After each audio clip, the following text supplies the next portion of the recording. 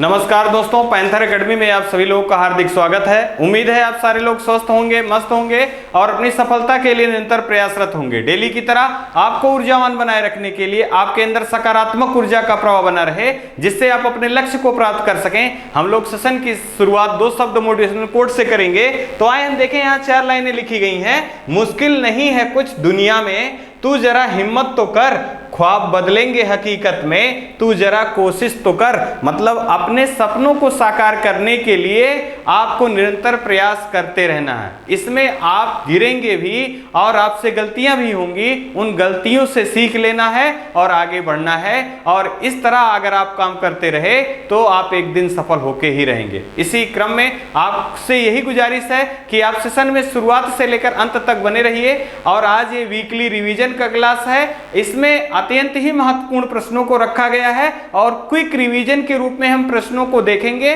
और आगे डिटेल में day by day daily current affair के रूप में आप जो सीरीज बनी हुई है उसमें से प्लेलिस्ट में आप वीडियो देख सकते हैं। आइए हम लोग सेशन की शुरुआत करें और देखें महत्वपूर्ण प्रश्नों की ये सीरीज। देखिए, यहाँ पहला प्रश्न दिया गया, हाल ही में चर्चा में रहे मुख्तार अब्बास नकवी और रामचंद्र प्रसाद सिंह ने इस्तीफा दिया, इनका संबंध किससे है? तो देखिए, पहला दिया गया लोकसभा, दूसरा दिया गया विधानसभा, तीसरा राज्यसभा और चौथा दिया गया है विधान परिषद। तो यहाँ जो सही होगा विकल्प, आपका विकल्प नंबर सी सही होगा, राज्यसभा।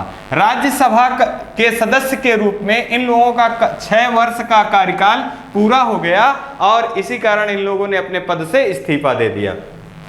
अगर हम बात करें किस अनुच्छेद में राज्यसभा वर्णित है, तो अनुच्छेद 80 में राज्यसभा वर्णित है। आइए इसी क्रम में हम लोग अगला प्रश्न देख लें। हाल ही में गृह मंत्री अमित शाह जी द्वारा स्टैच्यू ऑफ पीस का अनावरण किस स्थान पर किया गया? तो यहाँ देखिए, पहला गया है उत्तर प्रदेश, दूसरा महाराष्ट्र, तीसरा मध्य प्रदेश, चौथा जम्मू कश्मीर। तो यहाँ जो सही होगा विकल्प नंबर डी होगा, जम्मू कश्मीर में स्टैच्यू ऑफ पीस का अनावरण किया गया। किसके द्वारा? तो अमित शाह जी द्वारा किया गया। यह किससे संबंधित है? तो जैन मुनि से संबंधित है। अब यहाँ पर हाल फिलहाल के दिनों में स्टैच्यू से संबंधित कुछ प्रश्न विगत परीक्षाओं में बने हैं। जैसे स्टैच्यू ऑफ यूनिटी किसको संबंधित है या किसको समर्पित है? तो सरदार वल्लभ भाई पटेल जी को समर्पित है और ये गुजरात के केवड़िया में है। स्टैच्यू ऑफ नॉलेज किसको समर्पित है? तो वी.आर. अम्बेडकर जी को समर्पित है और ये महाराष्ट्र राज्य के लातूर जिले में स्थित है। अगर हम बात करें स्टैच्यू ऑफ इक्वलिटी किसको समर्पित है, तो यह आपका संत रामानुजाचार्य जी को समर्पित है और हैदराबाद में स्थित है। आइए इसी क्रम में अगला देख ले। अगला है, हाल ही में राज्यसभा के लिए निम्नलिखित में से किसे मनोनीत किया गया है? अब यहाँ देखिए, पहला दिया गया पीटी ऊषा, दूसरा इलैयाराजा, तीसरा वीरेंद्र हेगड़े, चौथा सभी। तो यहाँ विकल्प नंबर डी सही होगा। दोस्तों, आपके 4 लोगों को राज्यसभा के लिए मनोनीत किया गया है। किसके द्वारा? राष्ट्रपति महोदय द्वारा, राष्ट्रपति महोदय द्वारा मनोनीत किया गया है। अब ये खेल के क्षेत्र से पीटी ऊषा जी हैं, इलैयाराजा जी संगीत के क्षेत्र से हैं, साथ ही साथ वीरेंद्र हेगड़े जी जो हैं ये समाज सेवा से जुड़े हुए हैं। और एक चौथे जो व्यक्ति हैं वो विजेंद्र जी हैं और ये स्क्रिप्ट राइटर हैं। और इन चारों लोगों को राष्ट्रपति जी द्वारा मनोनीत किया गया है राज्यसभा के लिए। जैसा कि अभी हम पहले प्रश्न के आधार पर ही बात कर चुके हैं कि राज्यसभा किस अनुच्छेद में वर्णित है? अनुच्छेद 80 में राज्यसभा वर्णित है। राज्यसभा के सदस्यों की अधिकतम संख्या कितनी हो सकती है? तो 250 हो सकती है। वर्तमान में कितने हैं? 245 हैं। अब इन 245 में आपके 233 निर्वाचित सदस्य होते हैं, जबकि 12 सदस्य जो हैं वो राष्ट्रपति महोदय द्वारा मनोनीत किए जाते हैं 5 क्षेत्रों से। आइए इसी क्रम में अगला प्रश्न देख लें। हाल ही में किस देश के वित्त मंत्री ऋषि सुनक ने अपने पद से इस्तीफा दे दिया है? अब यहाँ देखिए, पहला दिया गया ऑस्ट्रेलिया, दूसरा फ्रांस, तीसरा ब्रिटेन, चौथा जापान। तो यहाँ जो सही होगा विकल्प नंबर सी सही होगा। ब्रिटेन के वित्त मंत्री ऋषि सुनक ने अपने पद से इस्तीफा दे दिया। और हाल ही में यहाँ के प्रधानमंत्री बोरिस जॉनसन जॉनसन जी ने भी अपने प्रधानमंत्री पद से इस्तीफा दे दिया और नए प्रधानमंत्री के बनने के क्रम में ऋषि सुनक जी सबसे आगे हैं और ये भारतीय मूल के हैं। आइए इसी क्रम में अगला देख लें। हाल ही में हरियाली महोत्सव का आयोजन किस मंत्रालय की पहल है? देखिए पहला दिया गया वित्त मंत्रालय, दूसरा पर्यावरण वन एवं जलवायु मंत्रालय, तीसरा महिला एवं बाल विकास मंत्रालय, चौथा कृषि मंत्रालय। जो यहाँ सही विकल्प आपका है दोस्तों, यह विकल्प नंबर बी सही होगा। पर्यावरण वन एवं जलवायु मंत्रालय के द्वारा हरियाली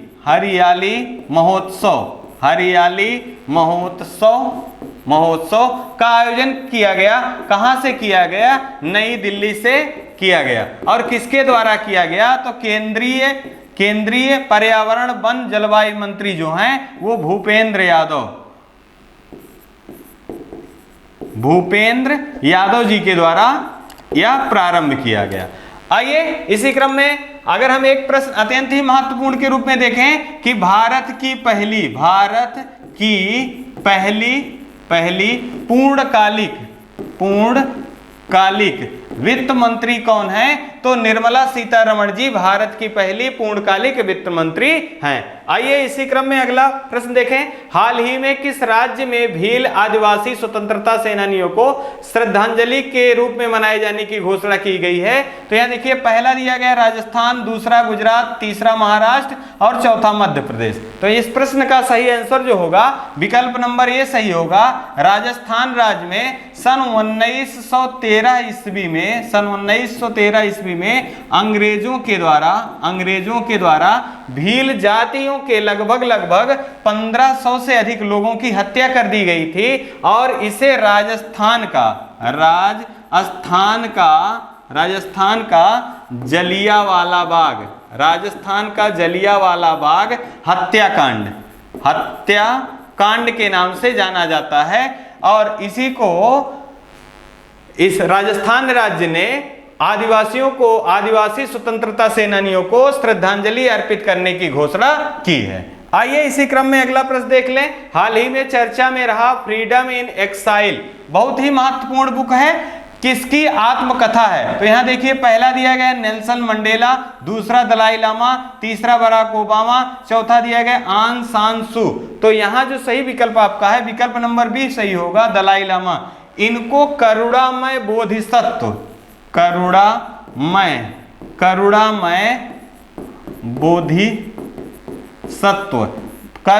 बोधिसत्व के नाम से भी जाना जाता है। और उनकी आत्मकथा का नाम क्या है? इनकी आत्मकथा का नाम फ्रीडम इन एक्साइल है।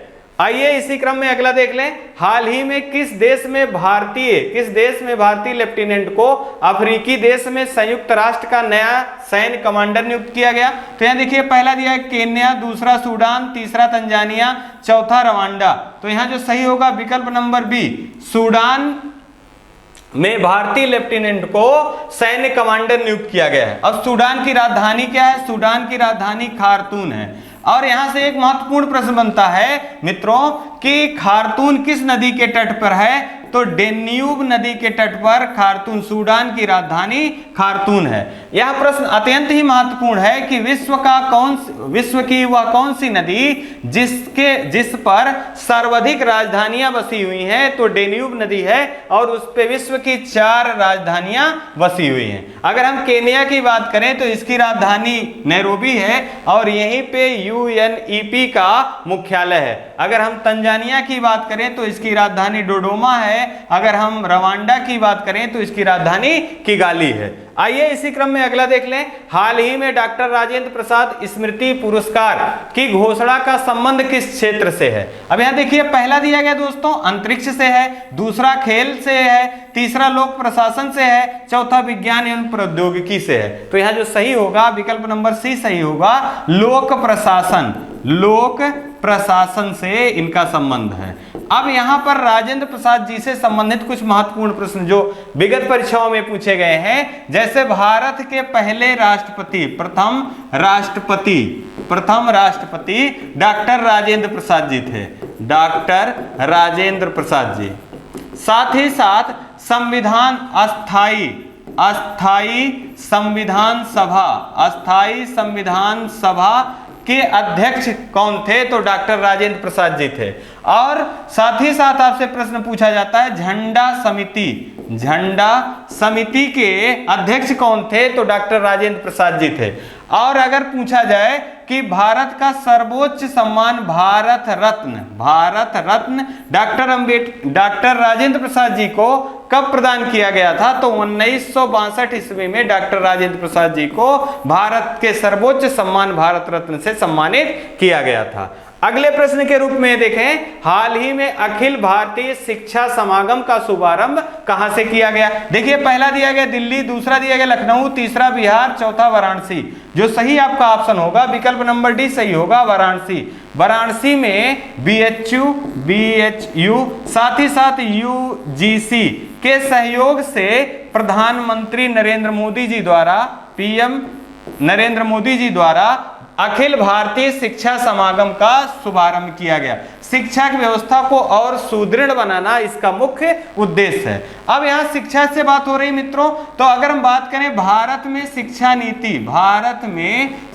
नीति सबसे पहले कब आई? तो 1968 ईस्वी में भारत में पहली शिक्षा नीति आई। साथ ही साथ पहला संशोधन कब किया गया? तो 34 वर्ष बाद 2020 में नई शिक्षा नीति के रूप में संशोधन करके बनाया गया। अगर हम बात करें नई शिक्षा नीति किसके सिफारिश पर आया? तो के कस्तूरी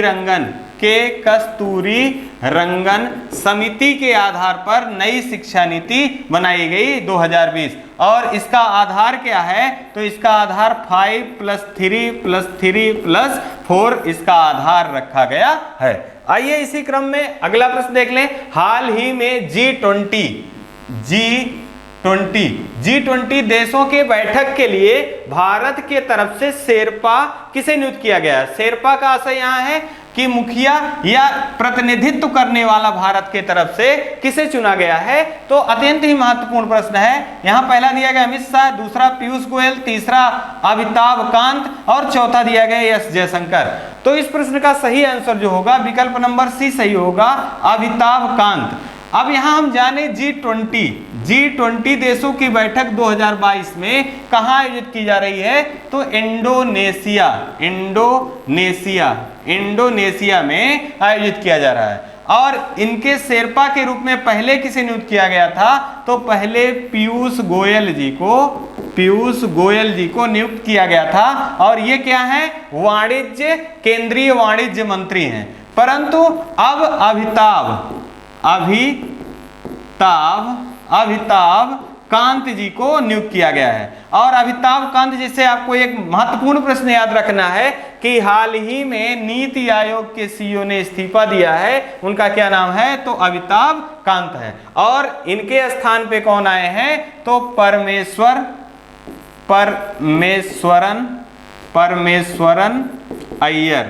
परमेश्वरन अय्यर जो हैं ये नीति आयोग के नए CEO के रूप में नियुक्त किए गए हैं। जबकि डॉक्टर सुमन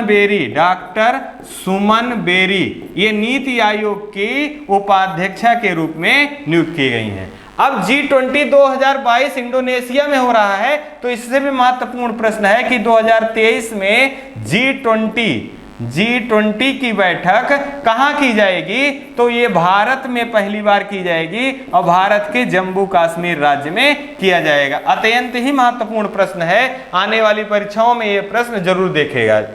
आइए इसी क्रम में अगला देख लें। हाल ही में भारत का पहला पशु स्वास्थ्य शिखर सम्मेलन 2022 का आयोजन कहां से किया गया? अब देखिए, पहला दिया नई दिल्ली, दूसरा उत्तर प्रदेश, तीसरा उदयपुर, चौथा हैदराबाद। यहां जो सही विकल्प होगा पहला नई दिल्ली से केंद्रीय पशुधन प्रसार मंत्री पुरुषोत्तम रूपाला जी द्वारा भारत का पहला पशु स्वास्थ्य शिखर सम्मेलन का आयोजन किया गया। इसका उद्देश्य क्या है? पशुओं की नस्लों का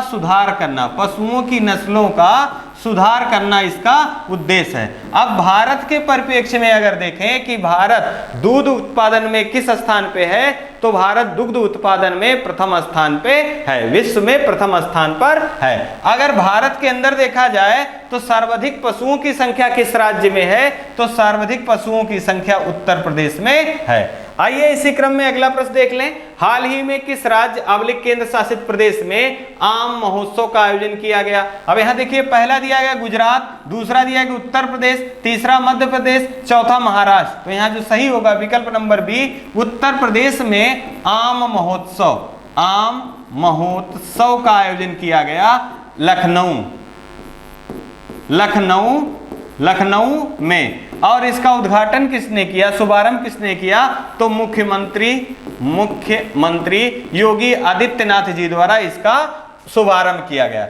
अगर हम बात करें विश्व में आम के निर्यात की, तो 65% आम का निर्यात भारत के द्वारा किया जाता है। आइए, और उत्तर प्रदेश का जो लखनऊ शहर है, इसी से समीप में मलिहाबाद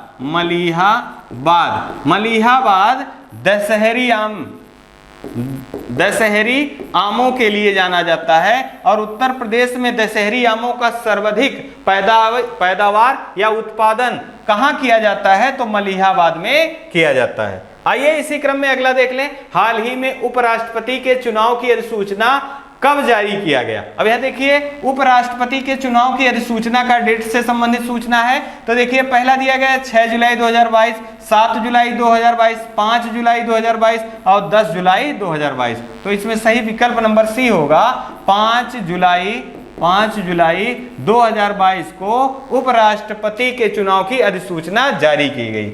अब यहां से एक महत्वपूर्ण प्रश्न यह भी बनता है कि किस अनुच्छेद में उपराष्ट्रपति का वर्णन है? तो अनुच्छेद नंबर 63 में उपराष्ट्रपति, भारत का उपराष्ट्रपति होगा, यह वर्णित है। साथ ही साथ अनुच्छेद 64 में भारत के जो उपराष्ट्रपति होंगे वही लोकसभा के पदेन अध्यक्ष होंगे, इस बात का वर्णन किया गया है। और हाल ही में यहां से एक प्रश्न और भी याद रखना है कि हाल ही में पहली आदिवासी महिला राष्ट्रपति के चुनाव में भाग लेने वाली कौन है? तो कौन है? द्रौपदी मुर्मू जी हैं, जो कि पहली आदिवासी महिला हैं। आइए अगला प्रश्न देखें। हाल ही में तीसरा ड्रोन महोत्सव का आयोजन कहाँ किया गया? अब यहाँ देखिए, पहला दिया गया दिल्ली, दूसरा दिया गया राजस्थान, तीसरा दिया गया चंडीगढ़ और चौथा दिया गया है मध्य प्रदेश। तो यहाँ जो सही आपका आंसर होगा, आंसर नंबर ए होगा दिल्ली। दिल्ली के प्रगति मैदान से भारत का तीसरा ड्रोन महोत्सव का आयोजन किया गया। अब यहां से आयोजन से महत्वपूर्ण प्रश्न बना हुआ है, तो अत्यंत ही महत्वपूर्ण के रूप में आप जाने कि 35वां सूरज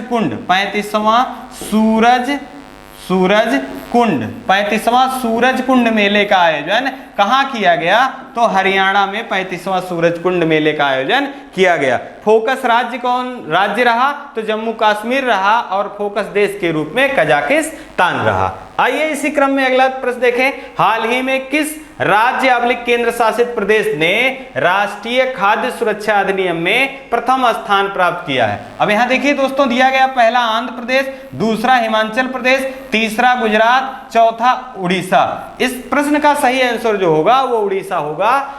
राष्ट्रीय खाद्य सुरक्षा अधिनियम में प्रथम स्थान पे भारत का कौन सा राज्य है? तो उड़ीसा है। हाल ही में अंतरराष्ट्रीय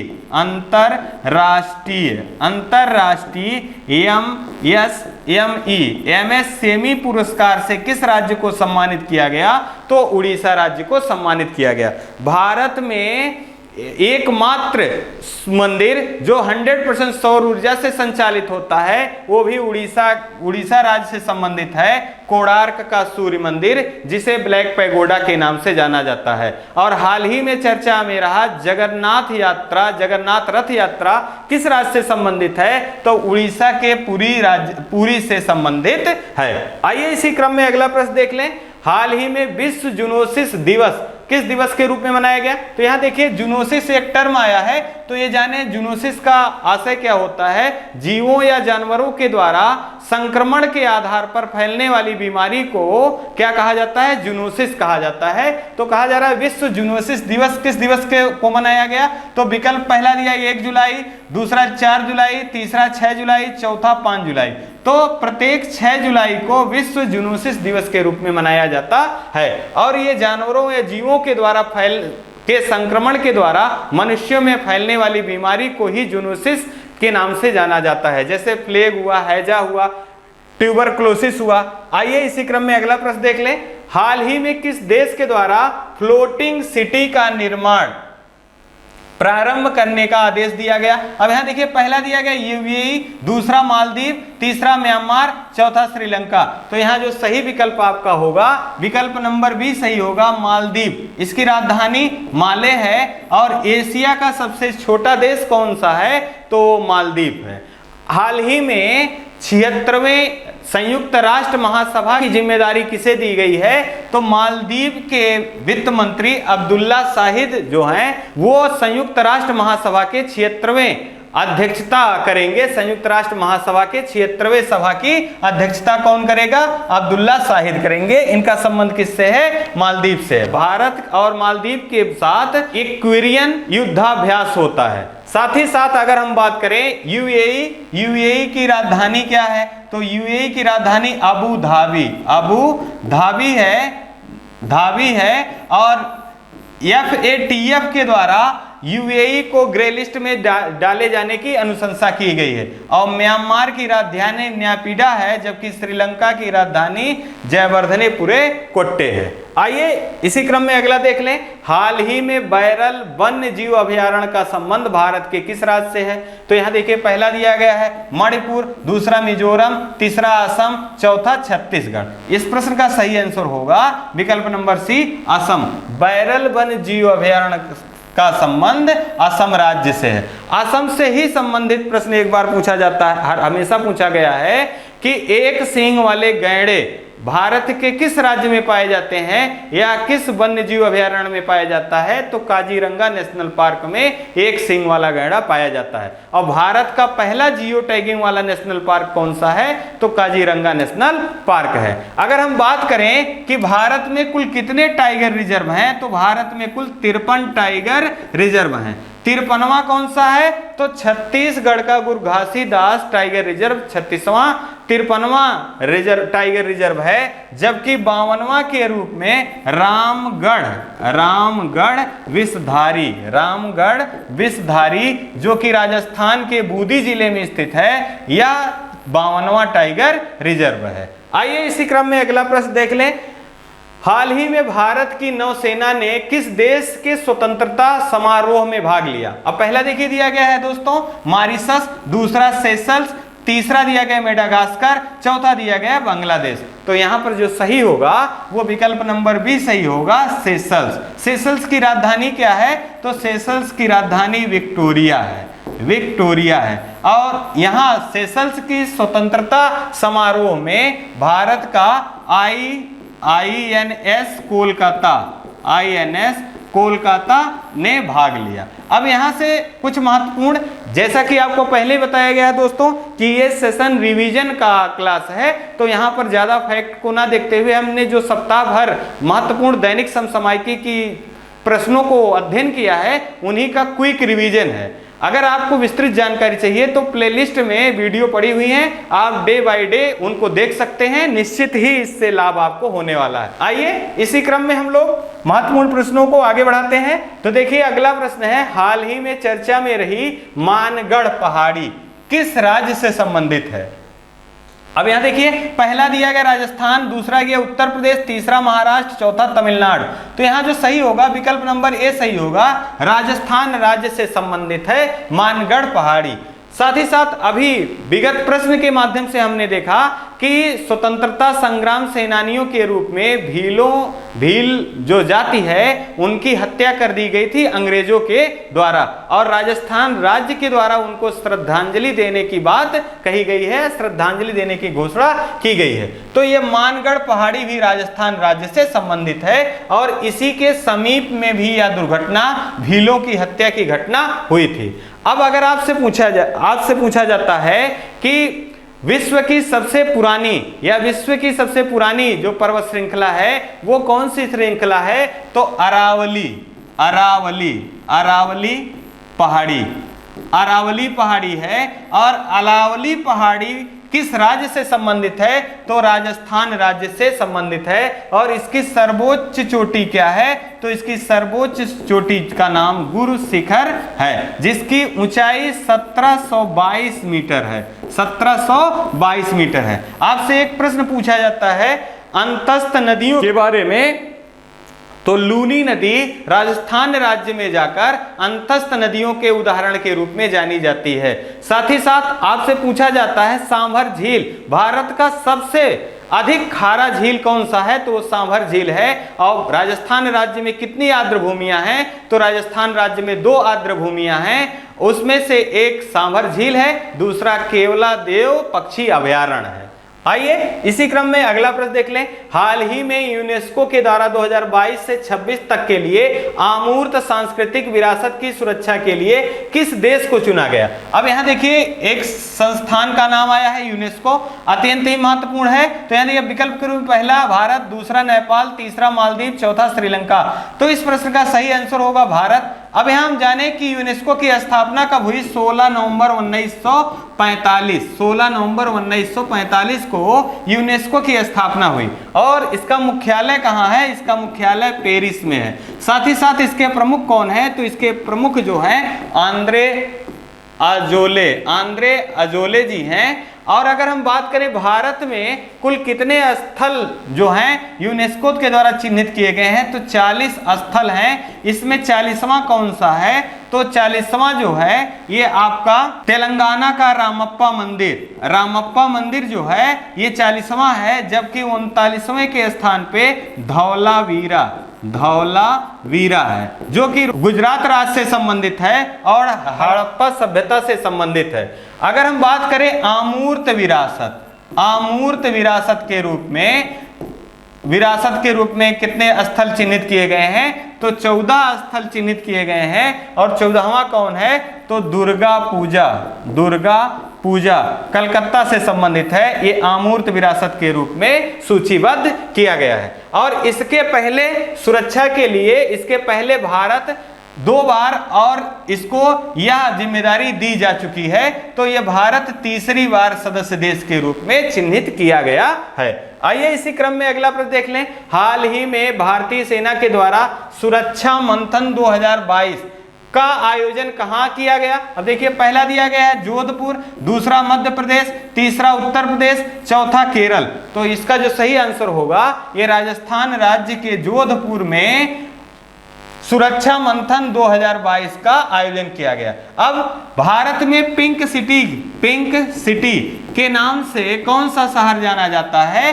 तो पिंक सिटी के नाम से जाना जाता है जयपुर। और वो जयपुर किससे संबंधित है? तो जयपुर राजस्थान से संबंधित है। और राजस्थान राज्य की राजधानी क्या है? वो जयपुर है। आइए इसी क्रम में हम लोग अगला प्रश्न देख लें। हाल ही में चर्चा में रही न्यायमूर्ति रोहिणी आयोग का संबंध किससे है? अत्यंत ही महत्वपूर्ण प्रश्न है। देखिए पहला दिया गया ओबीसी, दूसरा एससी, तीसरा एसटी, चौथा ईबीएस। अब यहां जो सही आपका होगा ओबीसी के उपवर्गों का विभाजन के लिए किस आयोग ने अनुशंसा की है? तो न्यायमूर्ति रोहिणी आयोग ने ओबीसी के उपवर्गों के विभाजन की बात की है। राष्ट्रीय पिछड़ा आयोग को किस संविधान संशोधन के द्वारा स्थापित किया गया? तो 102वां संविधान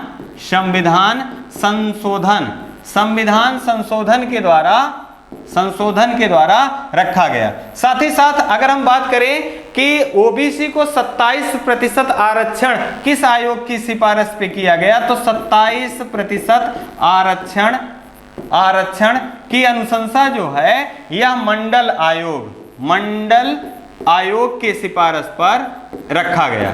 अगर हम यही बात करें कि ओबीसी जो पिछड़ी जाति है ये इसका किस अनुच्छेद में वर्णन है? तो 338B में अन्य पिछड़ा वर्ग का वर्णन है। अगर एससी की बात करें तो 338 अनुच्छेद 338 में है। और एसटी की बात करें तो 338A में इसका वर्णन है। और ईवीएस के बारे में बात करें तो 103वां संविधान संशोधन, 103वां संविधान संशोधन के आधार पर 10% अधिक अतिरिक्त आरक्षण की बात की गई जनरल कैटेगरी के लिए। अगर हम यही बात करें कि एसटी किस संविधान संशोधन के द्वारा किया गया था, तो ये 89वां संविधान संशोधन 2003 के आधार पर किया गया था। आइए इसी क्रम में अगला प्रश्न देख लें। हाल ही में भारतीय उद्योग परिसंघ के अध्यक्ष के पद के लिए किसे नियुक्त किया गया? तो यहाँ देखिए पहला दिया गया है विनय मोहन क्वात्रा, दूसरा आर दिनेश, तीसरा अनिल कुमार, चौथा इनमें से कोई नहीं। तो यहाँ जो सही विकल्प होगा, विकल्प नंबर बी सही होगा। भारतीय उद्योग परिसंघ CII के अध्यक्ष के पद के लिए आर दिनेश जी को नियुक्त किया गया। अब अगर हम बात करें भारतीय उद्योग परिसंघ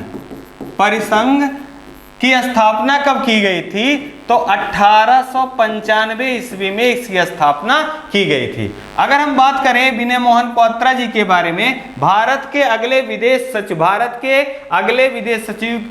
सचिव के रूप में किसे नियुक्त किया गया है, तो विनय मोहन क्वात्रा जी को नियुक्त किया गया। इन्होंने किसका स्थान लिया है? हर्षवर्धन श्रृंगला जी का स्थान लिया है। आइए इसी क्रम में अगला प्रश्न देख लें। हाल ही में डेरियो तूफान किस देश में चर्चा में रहा? तो यह देखिए पहला विकल्प दिया गया है यूएसए, दूसरा दिया गया चीन, तीसरा ब्राजील, चौथा जापान। तो यहाँ जो सही होगा विकल्प नंबर ए सही होगा। यूएसए में डेरियो तूफान चर्चा में रहा है। अगर हम बात करें डेरियो नाम किसने दिया है, तो ये नाम स्पेन ने दिया है। और डेरियो का आशय क्या होता है, तो सीधा इसका आशय होता है। इसका मतलब यह हुआ कि सीधी दिशा में लंबे समय तक गति करने वाला का नाम रखा गया डेरियो। अगर हम यही बात कर लें यूएसए की राजधानी के बारे में, तो यूएसए की राजधानी वाशिंगटन डीसी है और यहीं पे विश्व बैंक का मुख्यालय स्थित है। और विश्व बैंक के प्रमुख कौन है? डेविड मालपास हैं। आइए अत्यंत ही महत्वपूर्ण प्रश्न है, हाल ही में किस देश के पूर्व प्रधानमंत्री की हत्या रैली के दौरान की गई? यहाँ देखिए पहला दिया गया यूएसए, दूसरा दिया गया बांग्लादेश, तीसरा जापान, चौथा श्रीलंका। तो इस प्रश्न का सही आंसर दोस्तों जापान होगा। और जापान के पूर्व प्रधानमंत्री शिंजो आबे जी का रैली के दौरान गोलियों से भूनकर हत्या कर दी गई। साथ ही साथ अगर हम बात करें शिंजो आबे जी का भारत के परिप्रेक्ष्य में भारत के साथ बहुत अच्छे संबंध थे। साथ ही साथ अगर हम बात करें शिंजो आबे जी से कुछ महत्वपूर्ण जो प्रश्न बनने की संभावना है, जैसे 2015 में प्रमुख मेहमान के रूप में स्वतंत्रता दिवस के रूप में किसे बुलाया गया था, तो जापान के पूर्व प्रधानमंत्री शिंजो आबे जी को बुलाया गया था। और शिंजो आबे जी ने ही 2007 में चीन के विकासवादी नीतियों को कम करने के लिए क्वाड देशों का गठन किया था, जिसमें 4 देश हैं, ऑस्ट्रेलिया, यूएसए, जापान और भारत। अगर हम बात करें 2021 में भारत का सर्वोच्च द्वितीय क्रम जो सम्मान दिया जाता है पद्म पुरस्कारों में, द्वितीय क्रम में पद्म विभूषण से एकमात्र विदेशी जिसे सम्मानित किया गया था वो कौन थे, तो शिंजो आबे जी थे। साथ ही साथ अगर हम यही कुछ महत्वपूर्ण प्रश्नों के रूप में और देख लें, तो यहाँ देखें यूएसए की राजधानी वाशिंगटन डीसी, जबकि बांग्लादेश की राजधानी ढाका है। जहां पर ध्वनि प्रदूषण, विश्व में सर्वाधिक ध्वनि प्रदूषण किस देश में है, तो बांग्लादेश की राजधानी ढाका। और अगर हम दूसरे स्थान पे बात करें तो उत्तर प्रदेश का मुरादाबाद है।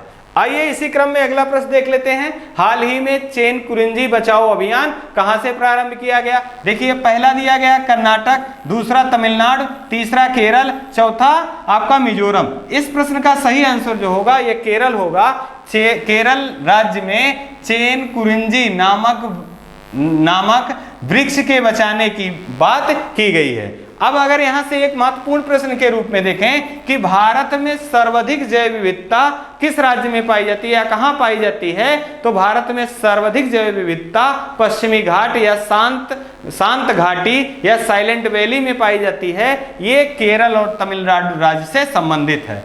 अगर हम बात करें मोपला मोपला विद्रोह का संबंध किस राज्य से है? तो मोपला विद्रोह का संबंध केरल राज्य से है, जो कि 1921 ईस्वी में प्रारंभ किया गया था। सबरीमाला मंदिर का संबंध किस राज्य से है? तो केरल राज्य से संबंधित है। आइए इसी क्रम में हम लोग अगला प्रश्न देख लेते हैं। हाल ही में किस भारतीय राज्य में नैरोबी मक्खियों के कारण त्वचा संक्रमण रोग फैल रहा है? अब यहां देखिए, पहला दिया गया है मध्य प्रदेश, दूसरा दिया गया उत्तर प्रदेश, तीसरा सिक्किम, चौथा बिहार। तो यहाँ जो सही आंसर आपका है विकल्प नंबर सी होगा। सिक्किम राज्य में नैरोबी मक्खियों के द्वारा त्वचा संबंधी रोग फैल रहे हैं। और यहां से संबंधित महत्वपूर्ण जानकारी ये रखना है कि सिक्किम का गठन कब किया गया था? तो 16 मई 1975 ईस्वी में सिक्किम भारत का 22वां राज्य के रूप में गठन होने वाला राज्य था। साथ ही साथ अगर हम बात करें सिक्किम में नाथुला दर्रा किस राज्य में स्थित है? अत्यंत महत्वपूर्ण प्रश्न है, बहुत बार पूछा गया है। नाथुला दर्रा किस राज्य में संबंधित है? तो सिक्किम राज्य से संबंधित है। और सिक्किम राज्य का जनघनत्व सबसे कम कितना है? तो 86 व्यक्ति प्रति वर्ग किलोमीटर इनकी जनघनत्व है। अगर बात करें लिंगानुपात का तो 889 लिंगानुपात सिक्किम का है। और अगर हम साक्षरता की बात करें तो 82.20 साक्षरता दर कहाँ है? तो ये सिक्किम राज्य में है। आइए इसी क्रम में इस सेशन का लास्ट प्रश्न देखते हैं। हाल ही में किसके द्वारा स्टार्टअप स्कूल इंडिया नामक पहल प्रारंभ किया गया? अब यहाँ देखिए दोस्तों, पहला दिया गया है गूगल, दूसरा फेसबुक, तीसरा ट्विटर, चौथा इंस्टाग्राम। अब यहाँ जो सही विकल्प आपका होगा विकल्प नंबर ए सही होगा। गूगल के द्वारा स्टार्टअप स्कूल इंडिया नामक पहल प्रारंभ किया गया। इसी आधार पर ये महत्वपूर्ण प्रश्नों की सीरीज और विगत जो सप्ताह है इससे संबंधित जो महत्वपूर्ण प्रश्न थे उनको रिवीजन के रूप में हम लोगों ने क्विक रिवीजन के रूप में हमने देखा। उम्मीद है ये सीरीज आपको पसंद आई होगी और इस सीरीज से निश्चित ही आपको लाभ होगा।